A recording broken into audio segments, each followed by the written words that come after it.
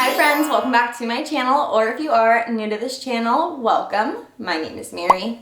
So you obviously probably clicked on this video because you need more reasons to why you should own a pet snake.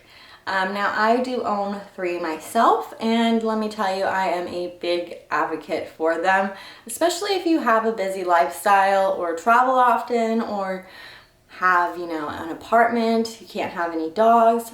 A snake is honestly such a cool, unique pet, so we're going to discuss reasons to why you should consider getting one.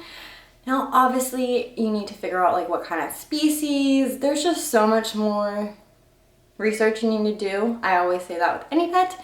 So these are just going to be reasons why you consider it, but definitely do more research on your specific kind of species and what their needs are, because every snake is definitely going to be different, and some snakes are definitely considered beginner snakes from an advanced reptile keeper. So you have to keep that all in mind.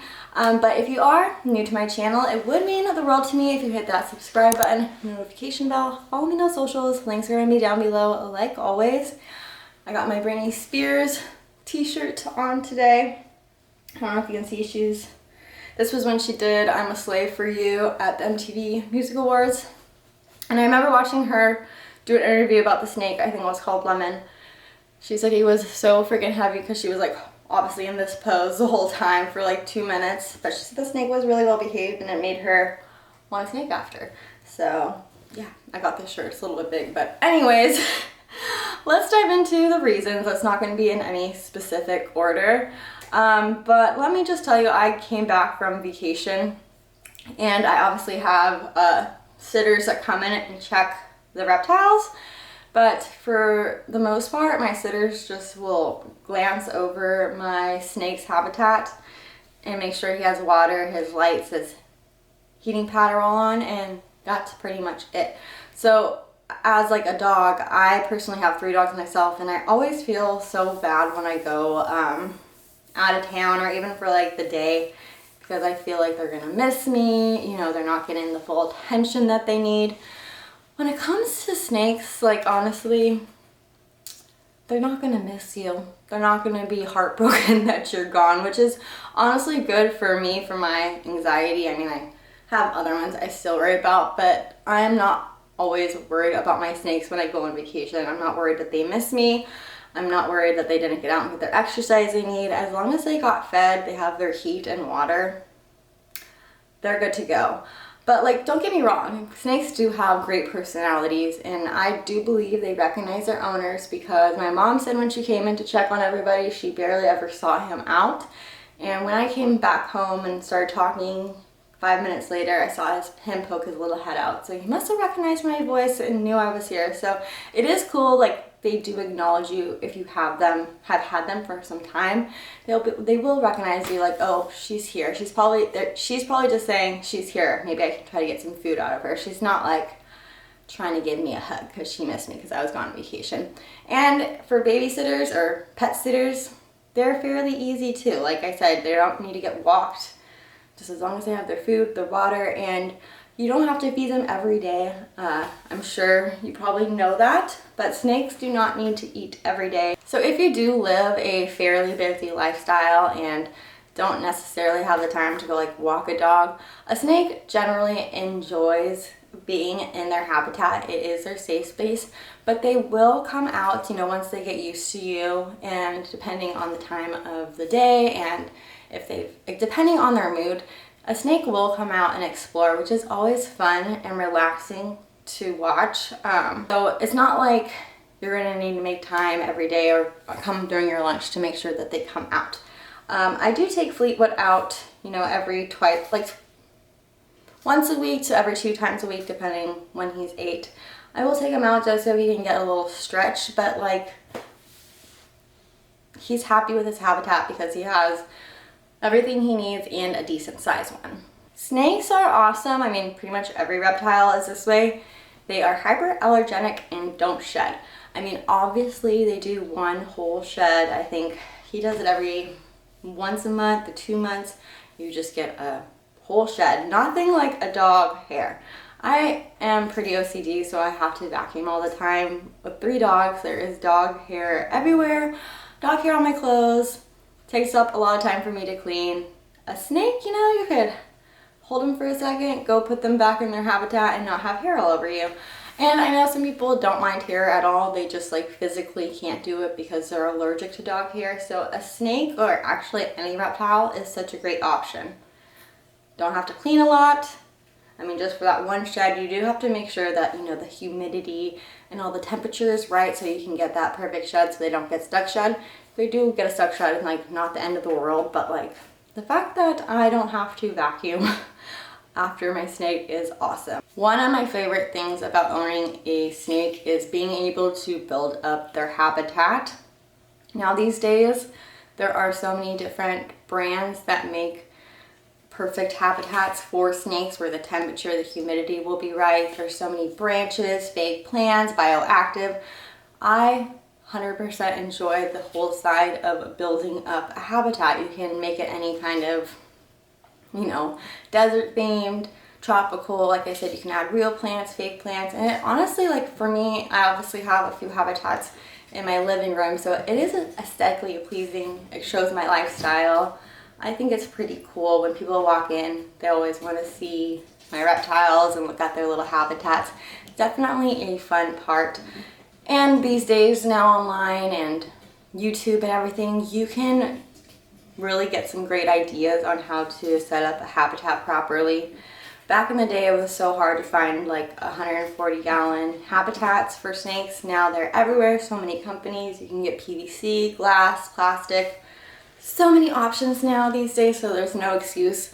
But I honestly love the whole process of being able to build up their habitat. I also do want you guys to consider, like, I'm not telling you the negative sides of all of it. Like, you just can't throw your snake in there and never see it. Like, I do spot checks daily, or I do a spot check every day. He gets a deep clean at least once a month with new substrate. Always checking the water dish, making sure that his thermostat's set right. It's not like I just leave him in there and then once a month check on him, but like what I'm saying is he's very low maintenance. The habitats can get expensive though. Food can get expensive. I know rodent prices are going up. Sometimes a snake can get sick. It's not very likely if you follow all the proper like habitat protocols and all that. I mean, you can get a snake from the beginning and it be sick and you not know. So vet bills, exotic vets can get pricey, but it's not like you need to take him to the vet and get updates on shots. You know what I'm saying? You can avoid a vet with a snake more than you can avoid like a dog. I did have mites with my boa when I bought her, and I was able to handle that on my own without going to the vet. So a snake can get sick and they do cost money in the beginning. And then their food, you know, it's not going to be as expensive as like my dog's kibble. So you still have to remember that like you are going to be needing electricity. I would offer them UVB, underneath heat, thermostat. So it's not like super cheap, but a lot easier than a dog. I never really thought about this because I haven't lived in an apartment before, but with my friends that do have an apartment, they always want to get a dog or some kind of cat, but they don't want a cat to run around and make noise for their roommates or a dog barking. What greater than a snake? They literally make absolutely no noise. I mean, they might hiss at you, but only you're going to hear it, not somebody from the room next door. So honestly, like a snake, they don't shed. They don't make a lot of noise. I mean, they don't make any noise. You don't need like a lot of space. I mean, you don't need like a whole room for them or a backyard. You do need a good amount of space because I would say a bare minimum for any snake is 4x2x2 if they're like an adult. Actually, it depends. Depending on what kind of snake you are. Every snake is going to be a little bit different on what size habitat, and that can go up in price, and like you definitely are going to need the space, but not like a whole yard. So obviously just owning a snake is, like, people ask me what kind of pets I have. I say I own a snake. It's such a cool, unique thing to do. I love to see people's reactions. Sometimes it's like, oh my gosh, that's so cool, or ooh, that's so gross. So just owning a snake in general is so unique and cool. There are just so many different kinds of species out there to fit you as well. You got smaller snakes, bigger snakes. I definitely believe that there are snakes for beginners and snakes for more advanced reptile keepers. Bunch of different pricings when it comes to snakes, colors. The variety's there, just as if you're trying to pick out a dog.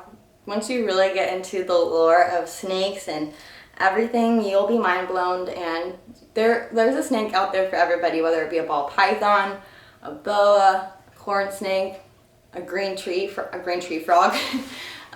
green tree python.